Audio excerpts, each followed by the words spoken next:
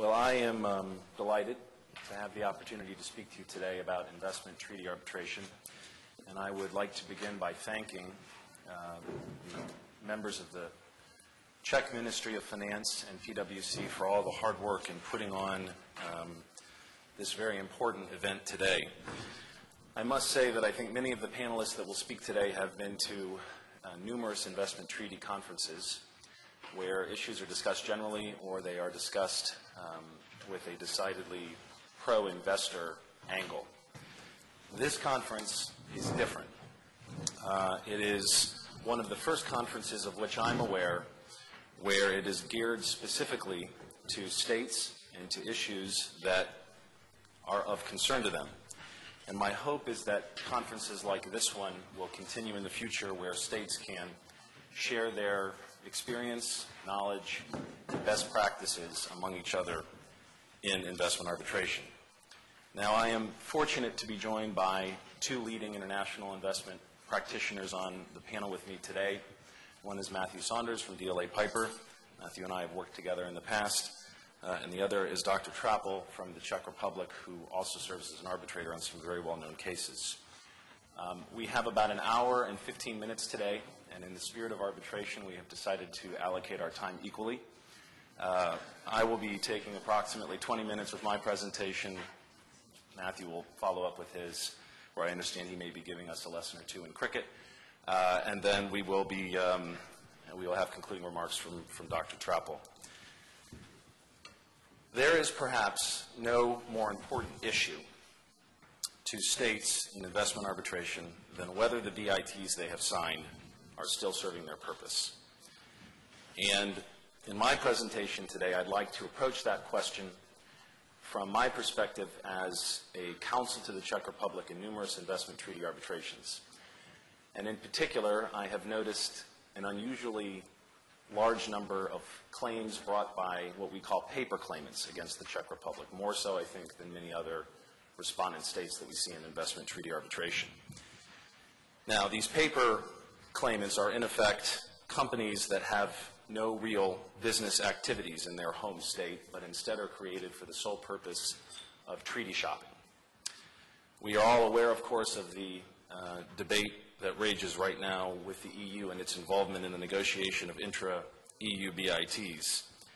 But one suggestion I will make at the end of my presentation today is that to the extent states do not believe that BITs that they sign should be protecting these types of paper claimants, the place to address that problem is actually in the treaty themselves, and that these states ought to give consideration, if they have that concern, to renegotiating those bilateral investment treaties in a way that would narrow the scope of the protected investment and who is considered an investor under those treaties. Recognizing that we have some panelists that will discuss later the EU issues currently under debate, I will not speak about it today, but it seems to me that the individual EU states have their own objectives and concerns, which are no less important to those EU states, whatever the EU's role is in that process. So with that, and since we are the first panel of the day, I thought I might begin with some very basic principles. Much of this, I suspect, will be reviewed to many people in this room, but at the risk of having people in the audience who are new to investment treaties generally. The general purpose of investment treaties, it's generally accepted, is to encourage and protect foreign investment. And these treaties do so by creating mutually favorable conditions to investments made by nationals of each signatory state in the territory of the other signatory state. The theory being, of course, that by creating these mutually favorable conditions for foreign investment, signatory states will stimulate business incentives and foster the economic development while at the same time securing protection for their own investors' foreign investments. But it shouldn't come as any surprise that many states believe that the purpose of investment treaties was not to protect alleged investments that do not stimulate business initiatives or foster their economic development in the host state. And therefore, these states believe that to the extent that investment treaties have been interpreted to protect these types of paper claimants and their investments, they are not serving their intended purpose. So the fundamental question then is why? Why is it the case that these paper claimants and oftentimes their investments are found to have protection under the relevant investment treaties? And the short answer is because of the way investor and investment is defined in many of the relevant investment treaties. Now, I should say each treaty is different, but there are general treaty provisions that are often used, and they have been interpreted by a body of case law consisting of approximately 400 decisions, which oftentimes analyze provisions that are drafted similarly. And the most common clause that defines who an investor is in an investment treaty usually defines it very broadly. There are two general types. One is a natural person, that is a national of one of the contracting states. And the second, of course, is a legal entity, which is one that is either incorporated in one of the contracting states, or depending on the language of the treaty, with its seat under the laws of one of the contracting states. And importantly, this includes special purpose vehicles, SPVs, which we'll come back to in a minute. Now, similarly, what is an investment under an investment treaty is also generally defined very broadly. And it's usually defined very broadly to include, quote, any kind of asset. And then most of the provisions that are used in these clauses then contain a non-exclusive list of examples. I just have 3 examples here. Usually the lists are much more exhaustive. One is shares, another is physical assets, and another is contract rights. Now, what is the problem then? This all seems fairly innocuous. Well, we take those very broad definitions and then we apply it to a situation where you have a company that has been created by a domestic entity that perhaps just is looking to make a domestic investment. But they insert a foreign piece of paper in the corporate chain for purposes of treaty shopping, or as we will eventually see, some investors, and indeed against the Czech Republic, have attempted to do so for the sole purpose of bringing BIT claims, not just to obtain the treaty protection. And the easiest way to illustrate this is through what is now an infamous decision, and I'm sure most of the people in the room are familiar with it, which is Tokios Tekelis versus Ukraine. And it involved a very interesting fact pattern where you had a Ukraine company that simply sought to invest in Ukraine. It was a purely domestic enterprise at that point. But of course, if a dispute arises, as between the domestic investor and his home state, he obviously cannot sue his own government under an investment treaty. But he's aware that Ukraine has a BIT with Lithuania. And therefore, he incorporates an SPV in Lithuania, whose sole purpose it is to hold the investment in Ukraine. And here, a dispute arose, and the SPV in its own name brought a bilateral investment treaty claim against Ukraine under the Lithuanian-Ukraine bilateral investment treaty, despite the fact that the investor, the person that actually created the foreign entity in Lithuania, lived in Ukraine, was a national of Ukraine, and all of the money that was flowing through Lithuania and back down to the investment in Ukraine started and originated from Ukraine. The tribunal nevertheless held that that alleged investment was protected by the Lithuanian-Ukraine bilateral investment treaty in a very controversial and split decision. But however controversial that decision was when issued, it is generally accepted that if you have the very broad type of language we saw earlier with investment and investor, is the law. And we have seen, this is the key language from the decision here, we have seen as a result, and we will see a slide later, where law firms are openly advising their clients now when they make foreign investments abroad, to use this type of treaty shopping or treaty planning in doing so. And that may mean just creating that paper company to sit in a jurisdiction that can then bring a claim should a dispute ever arise. Well, the Czech Republic became involved in this 5 years later in a case called Phoenix Action versus the Czech Republic, in a case where I was involved in the representation of the Czech Republic, and it, at least at first glance, looked very similar to the Tokios Tekelis situation. We had a Czech national, Mr. Benyo, who invested in the Czech Republic. He owned 2 companies that were involved in the import business. And just to tell you a little bit about the facts, those import companies began to get involved in investigations. There were investigations from the Czech authorities as to criminal conduct, understating the value of goods as they came in, to avoid VAT tax. When those investigations started, the investor at that time, again, it was a purely domestic enterprise, ended up fleeing the country, going to Israel, and incorporating an Israeli entity called Phoenix Action LTV, which then purchased the shares of the two Czech companies. And then as the disputes continued with the Czech government with regard to the customs, VAT, and otherwise, he ended up initiating, or I should say the Israeli SPV, Phoenix Action, ended up initiating in its own name a bilateral investment treaty claim against the Czech Republic. So the claim was ultimately brought under the Israeli-Czech BIT, and again it was brought in the SPV's name. We were able to convince the tribunal that this was a fundamentally different fact pattern than what you saw in Tokios Tekelos, and because of the fundamental reason that the timing was different. And in particular, that here the dispute had arisen prior to the restructuring of the investment. And that is the critical rule that emerges from these two cases. Whereas the Tokios Tekelos case dealt with a situation where the investor initiated the creation of the entity prior to the dispute arising. In Phoenix Action, the dispute had arisen.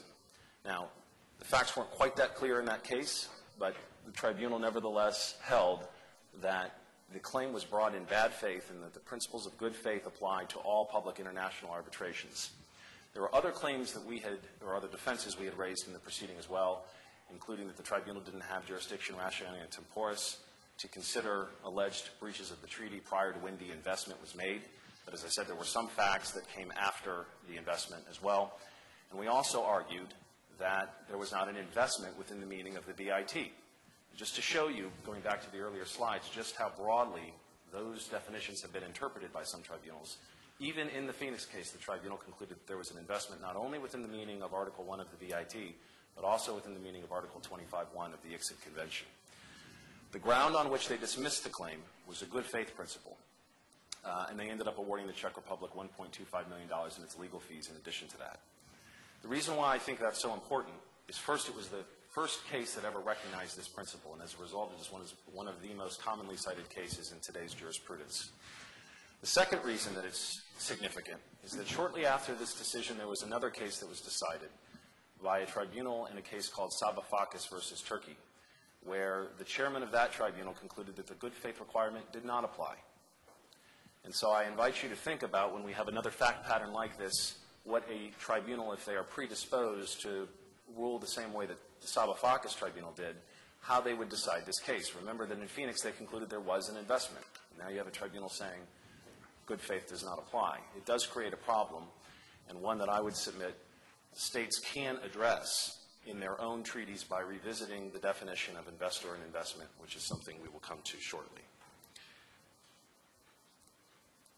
Now, as I say, this general rule that has emerged from Tokios Tekelos and Phoenix, and there are a litany of other cases that have reaffirmed those principles, have led to these types of views and this type of advice by international counsel to their clients. And that is, international legal practices now customarily advise their clients that strategic structuring can ensure that the investment benefits from the protection of an effective investment treaty should a dispute arise. The fundamental question is, if states think that this was not what they signed up for in their BITs, that the BITs are no longer serving their purpose to this extent, then I would submit the way to address it, and perhaps the only way to address it, is by revisiting the definition of an investor and an investment in the relevant treaties. Here are the two ways that we would propose doing it. I am not going to spend much more time on this today except to propose one or two ideas on how one might narrow the definition to exclude the type of claimant we saw in Tokios and also to exclude the type of claimant we saw in Phoenix. And the first is with regard to the scope of protected investors. There are two proposals I would make here. There are others. These are two very significant ones. One is to include a real seat requirement. This is in effect to say that the real seat of the corporation that is involved in the case has to be seated and have its real seat in the home state that is bringing the cause of action against the host state.